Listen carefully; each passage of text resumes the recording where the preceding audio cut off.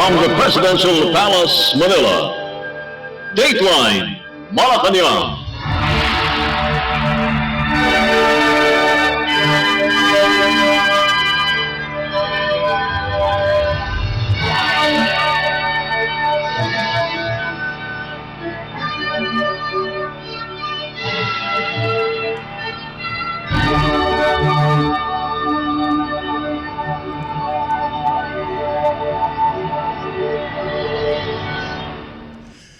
Good day. This is Dateline Malacañang. Philippine President Ferdinand R. Marcos Jr. on Tuesday morning led a sectoral meeting that centered on maintaining the country's economic resiliency amid the global economic slowdown. In a press briefing with the Malacañang Press Corps after the meeting with the President, Department of Finance or DOF Secretary Benjamin Jokno relayed to the media on what he reported to the Chief Executive. Secretary Jokno gave an overview of the country's economic performance this year, as well as discussed the economic prospects for the year 2024. Let's listen to the presentation of Finance Secretary Benjamin Jokno. I will show you the complete set of deck that I presented this morning, and so I will just elaborate on it. I'll try to tone down the discussion, okay? So the first one is this slide. It says the economic growth in Q3, that's third quarter, remain as at 5.9. It's broad-based because all sectors grew. Tawag namin broad-based. Services grew by 6.8. The industrial sector grew by 5.5, and then the agricultural sector by 0.9%. Now, next slide. The economic growth continues to be underpinned by robust domestic demand. This is now on the demand side. So your final consumption, magkano yung demand, magkano yung in-import, magkano export, investment, etc. So that's the second slide. Third slide. Now, if you look at the performance of the Philippines compared to other ASEAN countries, including, we included China here, we're the fastest growing economies in Asia, okay? 5.9, that's the third quarter growth. And then compared to Vietnam's 5.3, Indonesia's 4.9, 4.9 for China, Malaysia 3.3, and Singapore 0.7. Now, if you take the first, please, back. If you take the first three quarters, Q1 to Q3, the Philippines is still the fastest growing. So the average growth rate from the first to second to the third quarter is 5.5, followed by Indonesia, or rather China, 5.2, Indonesia 5.1, and then so forth and so on. So as you can see, if you consider Asia as the fastest growing region in the world, we are the fastest growing economy in the fastest growing region in the world, okay?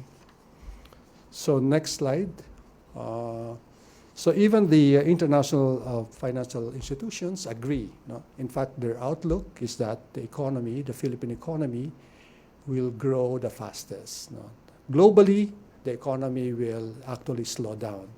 So they're saying that the economy will grow by 3%. The global economy will grow by 3% this year, but it will slow down to 2.9% next year. In the case of the Philippines, they say, the IMF says 5.3 this year, 6% next year, and so forth and so on. Okay, so you have the ADB, you have the ASEAN +3 macroeconomic office, although there's a headline, I think, some Manila, one of the news daily, they say it has been adjusted. The AMRO growth has been adjusted to 5.6 from 5.9, but still the highest, okay, and so forth. And next slide, please. But if you look at a bigger picture, compare it with the other countries, so you have the growth projection from 2023 to 2024. So the World Bank expects the Philippine economy to outgrow its East Asia and Pacific peers. This is the broader list of countries. they expect the economy to grow at 5.6%. Now, next slide. So we are confident that the economy will grow by around 6%. That's the lower end of our growth target of 6 to 7% this year, and we will continue to grow at around 6.5 to 8% for the rest of President Marcos's term. Okay, so that's the meaning of that slide. Now, another important metric that I showed the president is that the Philippines has the lowest external debt to GDP ratio. So this is external, no? I will show you later yung tinatawag na total debt, which is external plus domestic. So if you notice, the Philippines has an external debt of what? 27.5. Okay. Compare that with Indonesia's 30, and then Thailand's 40, and then Malaysia's more than 60%.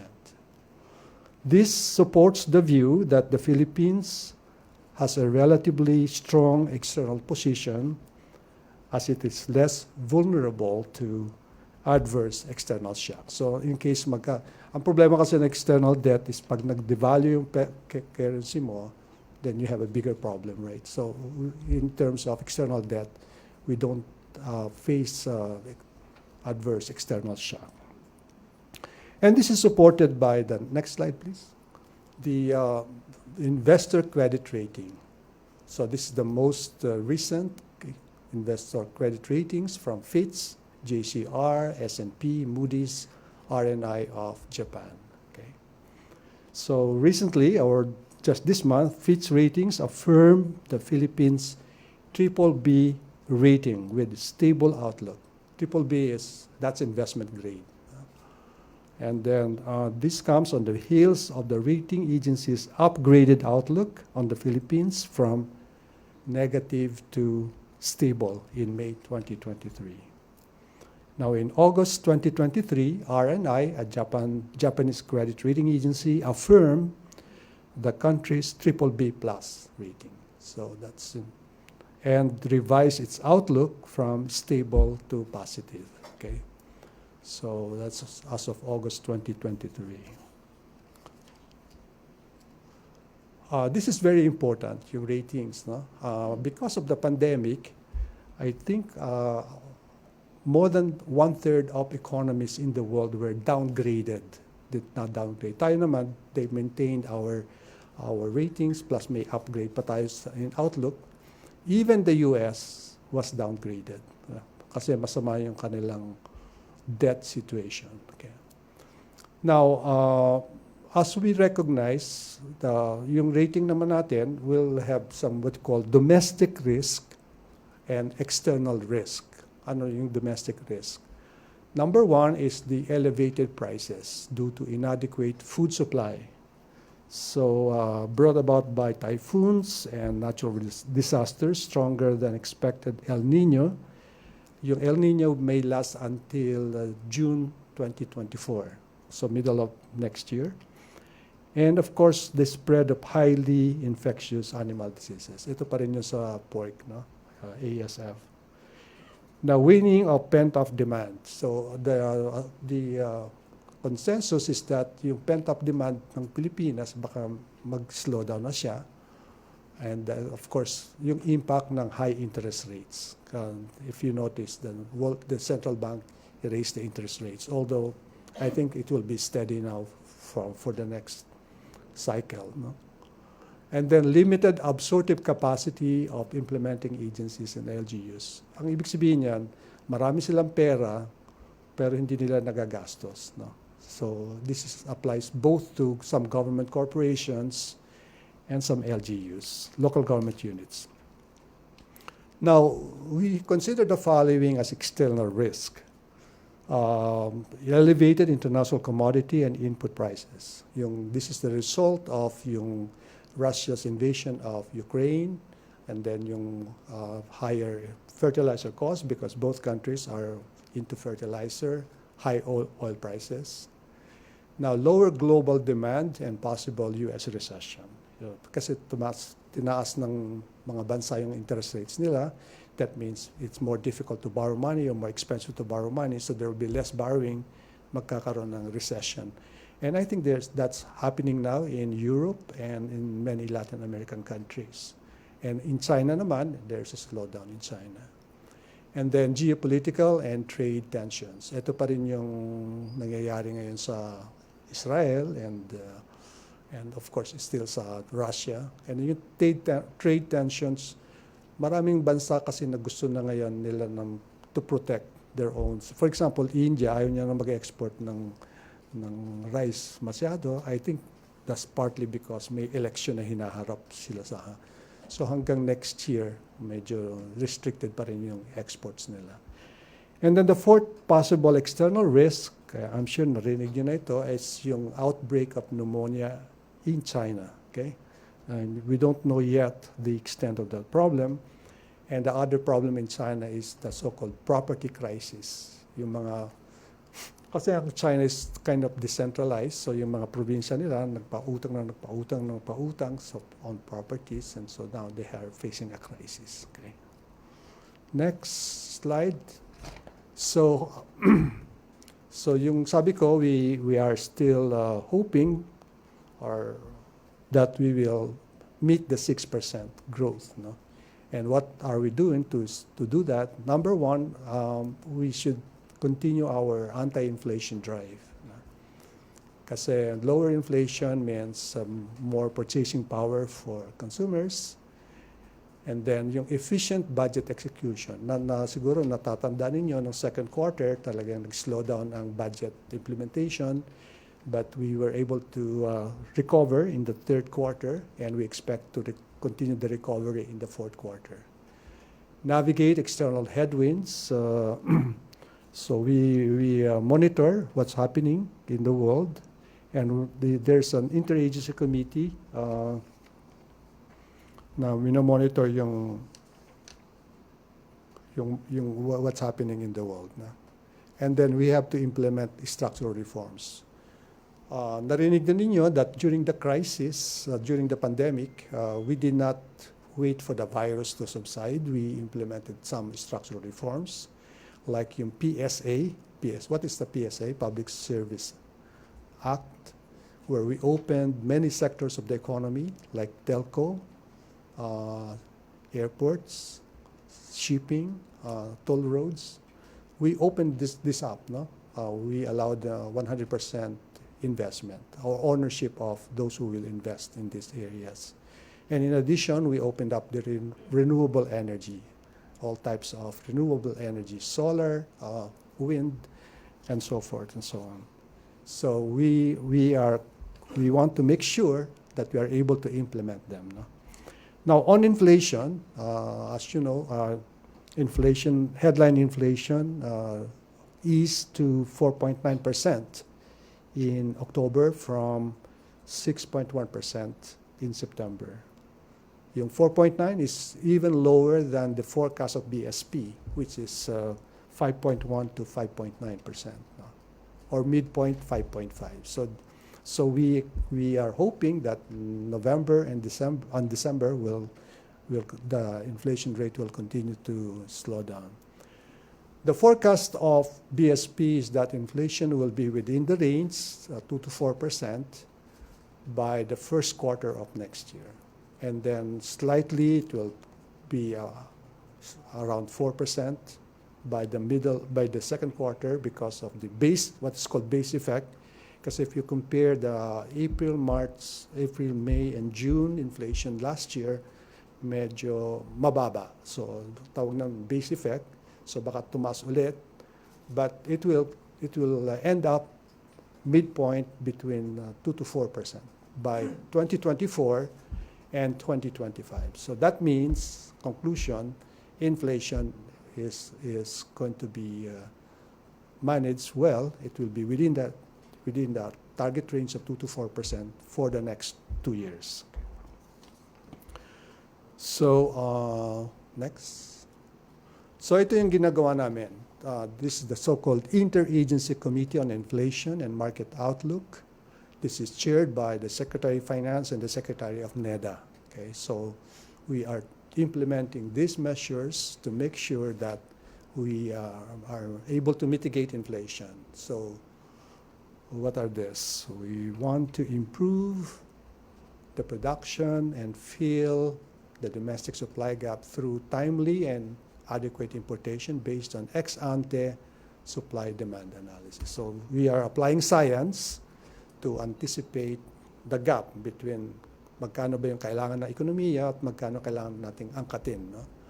And so we have to do that in a timely manner so hindi na-apektuhan yung presyo masyado. Kasi in the past, walang science dun sa importation. No? Nag-i-import ka, tapos dadating yung importation mo at the time na nag-harvest naman. So mali ang timing. So second, we are going to monitor and assess market developments, including the use of remote sensing technology. So with the use of the satellite, we can see gaano ba talaga yung nakaplant na corn and rice. So na-anticipate natin kung magkano yung supply. Now, we will fast-track the response to address the impact of recent typhoons and the implementation of the El Niño Mitigation and Adaptation Plan. And then, of course, protect the vulnerable sector, including the agriculture and transport sectors. Ang importante rito is targeted intervention, targeted subsidy for those who will be affected by the inflation. So these are usually the farmers, the fisher folks, and the transport sector. In other countries, what they apply is what is called generalized subsidy. So what does that mean? For example, kung tumataas yung presyo ng gasolina, they cut the tax. So everybody benefits, rich, poor, middle income. No? Tayo naman, we target. So tumaas, hindi tayo nagkakat ng tax sa fuel, but tina-target natin sino yung mga na-apektuhan. And that is the appropriate approach according to the World Bank and the IMF. So next measure is that we support the extension of the reduced MFN tariff rates for rice, corn, and pork under Executive Order Number 10.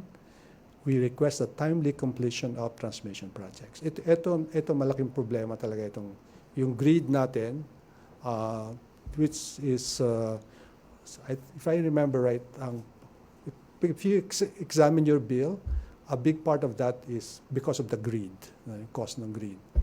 Hanggang ngayon, hindi pa rin naka-link yung Mindanao at Luzon, Mindanao and Visayas sa grid. Why is that important? Kasi ang Mindanao has excess power. Ang Visayas naman ay deficient power. Kung malink sana yon, then the power of Mindanao can be brought to the Visayas. No? So matagal na problema yan, and so we're requesting the President to use his office to have the timely completion of these projects. And then support energy conservation measures being promoted by the national government. There's a proposal by the DOE on how to conserve energy, and we hope this will be acted upon soon.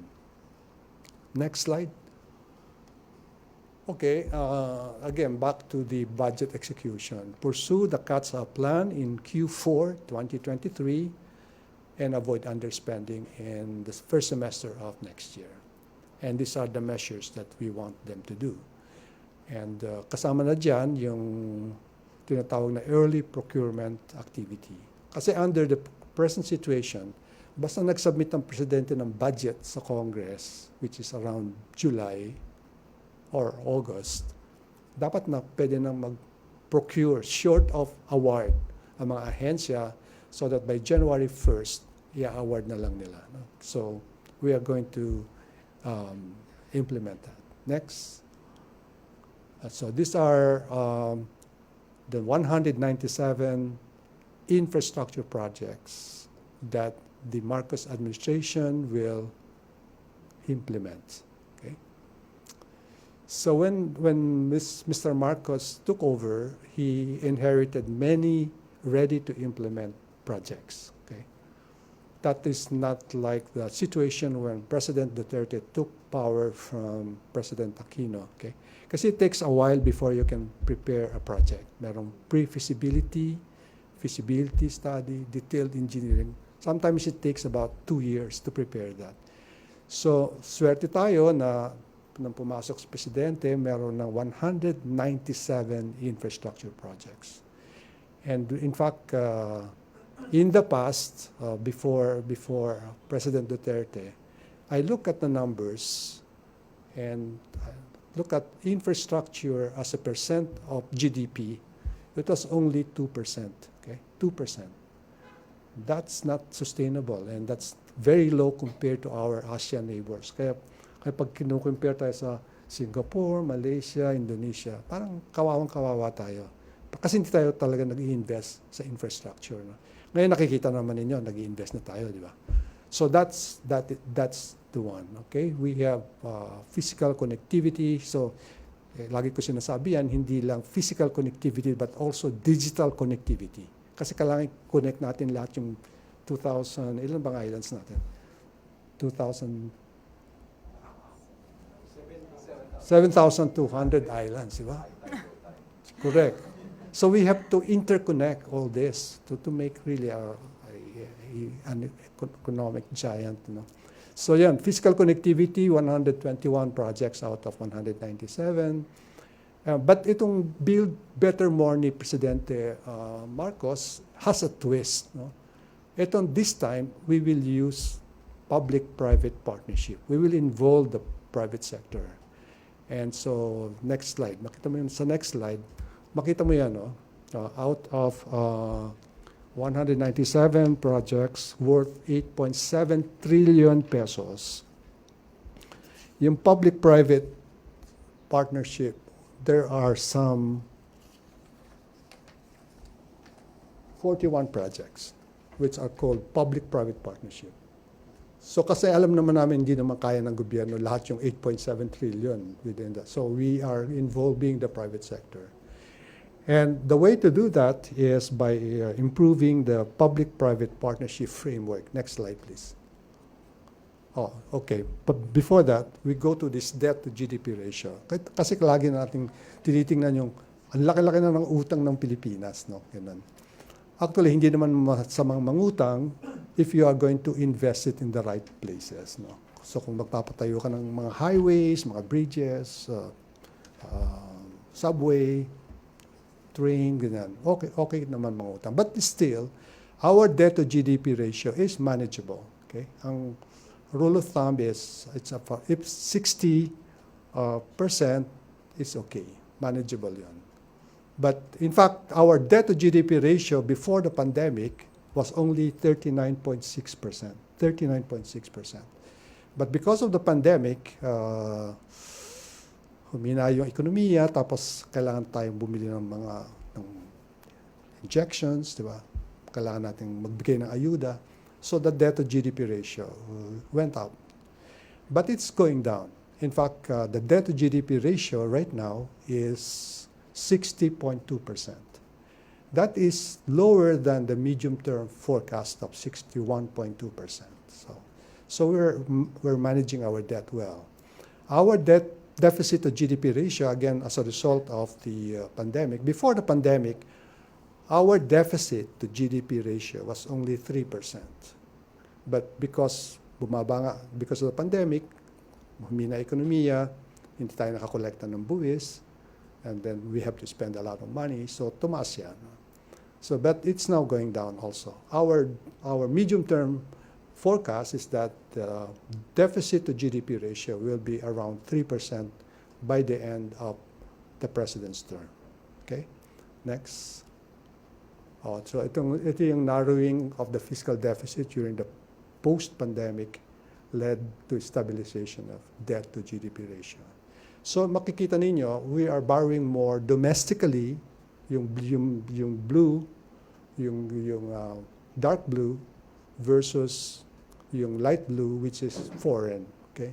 Sinadya namin yan. That's really a strategy because we don't want to borrow heavily from abroad.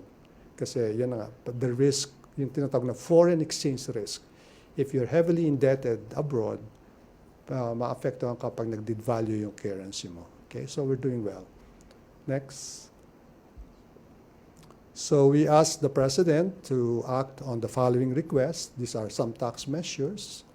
VAT on digital services, excise tax on single-use plastics. This is for climate change proposal. Ito namang VAT on digital services. This is based on fairness. No? Kasi kung bibili ka sa brick and mortar store or regular store, nagbabayad ka ng VAT, bakit hindi ka naman magbayad sa digital service? So next, so we requested also the President to encourage local government units to expand its revenue sources and boost spending to support local and national growth. So ang message dito is that it's really an all-of-government approach. No? Hindi lang national government ang magkagastos, but also the corporations, government corporations, including GSIS and SSS, but also the local governments. Kasi ang situation ng local governments ngayon is they are in a surplus position. Surplus sila. Ang national government deficit. So bakit naman LGUs continue to be dependent on the national transfers despite its broad powers to raise sources of revenue? Lagi silang nakaasa sa transfer from the national government, and hindi nila ang tawag namin low absorptive capacity to improve the quality of public goods and services that they are supposed to deliver. So, kumbaga, sinasabi natin sa LGUs, bilis-bilisan naman yung paggastos ng pera. Okay?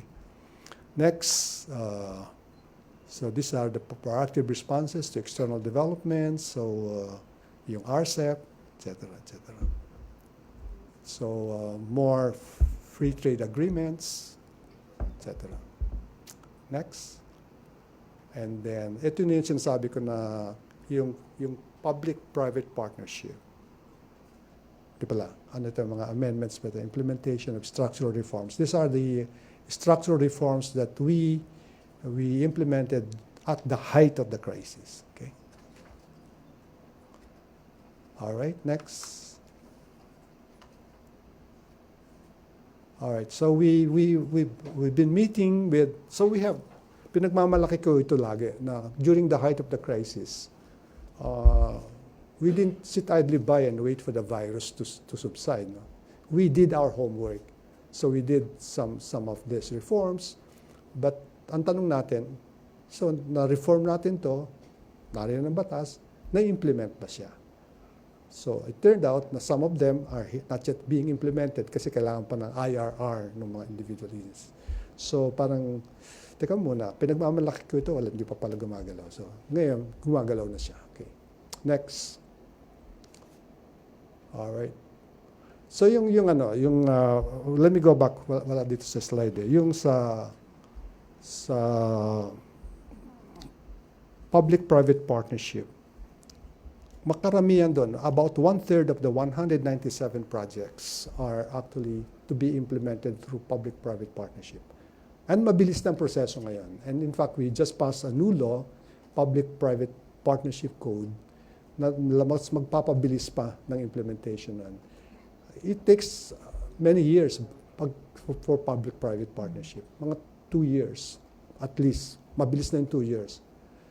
Pero there are some projects under this administration now, we were able to implement rather quickly. For example, yung Ninoy Aquino International Airport. We were able to do that in 11 weeks. Okay? So bubuksan na yung bid niyan by December, and then mababago na natin yung Ninoy Aquino International Airport. There's another project which we are able to complete within 7 weeks, yung extension ng T-Plex, yung mga papuntang Baguio, di ba? Meron kang SCTEX, then T-Plex, i-extend yun hanggang Laon yun. Yan, that was completed in 7 weeks. So mabilis na ngayon talaga yung public-private partnership, and we hope to implement those hand-in-hand with the other projects. Department of Finance Secretary Benjamin Jokno. Dateline Malacañang. The Bangsamoro Transition Authority or BTA Parliament praised President Ferdinand R. Marcos Jr. for the issuance of Proclamation Number 406 granting amnesty to Moro National Liberation Front or MNLF members who wish to return to the fold of the law as it serves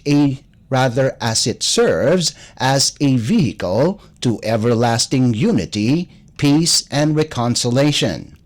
In a statement, Deputy Speaker Ustaz Abdul Karim Tan Miswari said that the move showcases the President's commitment towards unity, peace, and reconciliation. Miswari added that by choosing amnesty, President Marcos showed his sincerity and foresight, recognizing that dialogue and negotiation are keys to resolving conflicts with those who once stood against the government. The chief executive issued the proclamation to MNLF members who have committed offenses punishable under the revised penal code and special penal laws, among others, in furtherance of their political beliefs.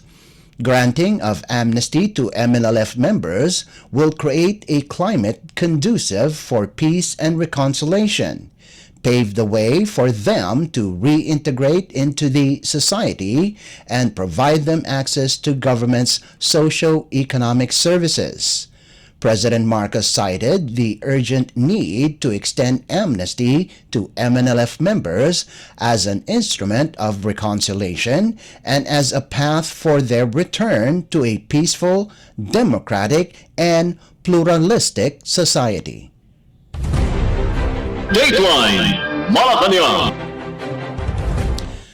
The Armed Forces of the Philippines or AFP and the Australian Defence Force or ADF successfully completed their Maritime Cooperative Activity or MCA on Monday. According to AFP Chief General Romeo Bronner Jr., the joint activity completed its activity without any untoward incidents. The three-day activity inside the country's exclusive economic zone or EEZ in the West Philippine Sea was participated in by Philippine Navy vessels BRP Gregorio del Pilar and BRP Davao del Sur, Royal Australian Navy frigate HMAS Toowoomba, Philippine Air Force's A-29B Super Tucano and N-22 Nomad, Philippine Navy's BNI-2A aircraft, and the Royal Australian Air Force's P-8A Maritime Surveillance aircraft. In a joint statement, Defense Secretary Gilberto Teodoro Jr. and Australian Deputy Prime Minister and Minister of Defense Richard Marles said that the Maritime Cooperative Activity highlights our shared commitment to exercising freedom of navigation and overflight consistent with international law in support of a peaceful, secure, and stable Indo-Pacific. It added that both Australia and the Philippines support the United Nations Convention on the Law of the Sea or UNCLOS and reaffirm the 2016 South China Sea Arbitral Tribunal Award as final and legally binding on both parties. Meanwhile, General Bronner said that joint patrol in the West Philippine Sea will continue along with its allied partners. Bronner added that there are other countries who have signified their interest in joining the same activity in the future. Dateline Malacañang. The Philippines Department of Migrant Workers or DMW announced that the two Filipino seafarers in a thwarted hijacking incident in the Gulf of Aden are free. In a statement, the DMW welcomed a report from the United States Naval Institute or USNI saying that at least two Filipino seafarers on board a hijacking incident in the Gulf of Aden are now safe and accounted for. According to the DMW, the USNI reported that United States naval forces thwarted the hijacking attempt by an armed group of the chemical tanker MV Central Park. Reports said the tanker was hijacked in the Gulf of Aden off the coast of Africa on Sunday. The DMW immediately checked its records, coordinated with the licensed manning agency of the ship, and asked for a full report of the incident. It also started reaching out to the family and relatives of the two Filipino seafarers. They also asked the Department of Foreign Affairs, or DFA, as well as other partners in the international maritime and shipping industry to ensure the safety of Filipino seafarers in the region. The USNI reported that it received a distress call from MV Central Park that they were under attack by an unknown entity. It said that 5 armed individuals boarded and attempted to take control of the chemical tanker, which is owned by an Israeli businessman. It added that the guided missile destroyer USS Mason pursued the attackers, resulting in their eventual surrender. The 5 individuals are detained for questioning. The DMW had already raised the possibility of declaring certain areas in the Red Sea as high-risk zone for Filipino seafarers and had coordinated with employers and seafarers groups in the maritime sector. Meanwhile, 17 Filipino seafarers on board Bahamas-flagged Galaxy Leader are still being held hostage since November 19th, when the vehicle carrier was hijacked by Yemen's Houthi group. Quoting the ship's Japanese operator, NYK Line, international reports said the vessel had no cargo at the time of the hijacking. Its other crew members are from Bulgaria, Romania, Ukraine, and Mexico. Other reports said the ship has been taken to Houthi-controlled port of Hodeidah. Dateline Malacañang. A delegation from the Royal Malaysian Navy, or RMN, arrived at the Subic Bay Freeport Zone in Zambales Province on Monday for a goodwill visit. The delegation, on board offshore patrol vessel KD Kedah and fast patrol craft KD Todak, was welcomed by Philippine Navy or PN delegates. Among the welcoming delegation were Commander Adoni Arumin, Malaysian Defense Attaché Colonel Ahmad Jafri bin Ahmad Zuliyaday, and Assistant Defense Attaché Lieutenant Commodore Yuzlaizat bin Muhammad Yunus. The 4-day visit will feature a meeting with officials of the Philippine Navy, including a courtesy call of RMN Eastern Fleet Commander Vice Admiral Dato Palawan H.J. Muhammad Ruzelme with PN leaders. There will also be a shipboard tour exchange, reciprocal reception, and passing exercise or PASEX. The visit aims to reinforce the long-standing partnership between the Philippines and Malaysia in order to further strengthen maritime security and cooperation in the region. Dateline Malacañang. The Philippines Department of Labor and Employment, or DOLE, announced that at least 28,000 job vacancies will be available next month as the agency commemorates its 90th founding anniversary. In a statement, the DOLE urged job seekers across the country to visit any of the 21 job fair sites where an initial 28,136 vacancies from 340 participating employers are up for grabs starting December 1st until the 14th. The National Capital Region, or NCR, will hold a total of 4 job fairs, the first one being at the Manila Science High School Auditorium Taft Avenue in Manila on December 1st, followed by separate job fairs for overseas and local employment at the Robinsons Metro East in Pasig City on the 3rd and 5th of December respectively. The last will be on the 7th of December at the Barangay Hall of the Village of Poblacion in Pateros. Simultaneous job fairs will also be held in different regions in the country. Among the top industries are business process outsourcing or BPO, manufacturing, retail and sales, construction, and hospitality.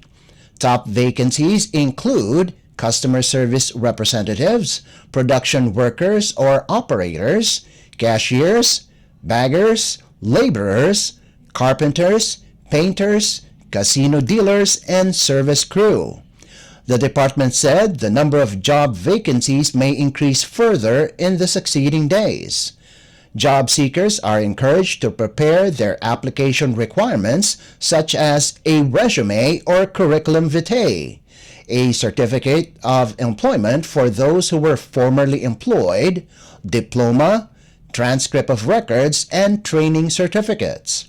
The DOLE started as a bureau in 1908 under the then Department of Commerce and Police. It was constituted as a department under Act 4121 on December 8, 1933. This year's anniversary theme is DOLE at 90, Serbisyong Mabilis at Matapat sa Bagong Pilipinas. Dateline Malacañang. And finally, the Philippines Department of National Defense or DND is hoping that the Reciprocal Access Agreement or RAA between the Philippines and Japan will be signed by both countries as soon as possible amid security challenges in the South China Sea. DND Secretary Gilberto Chodoro Jr. confirmed that a Philippine delegation led by DND Undersecretary for Strategic Assessments and International Affairs Pablo Lorenzo already flew to Tokyo to formally start the round of negotiations with their Japanese counterparts and establish the framework of the Visiting Forces Deal. Secretary Chodoro hopes that certain issues will be threshed out so that the agreement may already be coursed through the Senate for ratification. During his working visit in Manila, Japanese Prime Minister Fumio Kishida said that negotiations on the RAA have started. The RAA, much like that of the Visiting Forces Agreement or VFA between the Philippines and the United States, will set guidelines and facilitate Japanese forces in training and joint exercises in the country and vice versa. Once the draft of the RAA has been agreed upon by both countries, it will then be submitted to the Senate of the Philippines and Japan's National Legislature for ratification.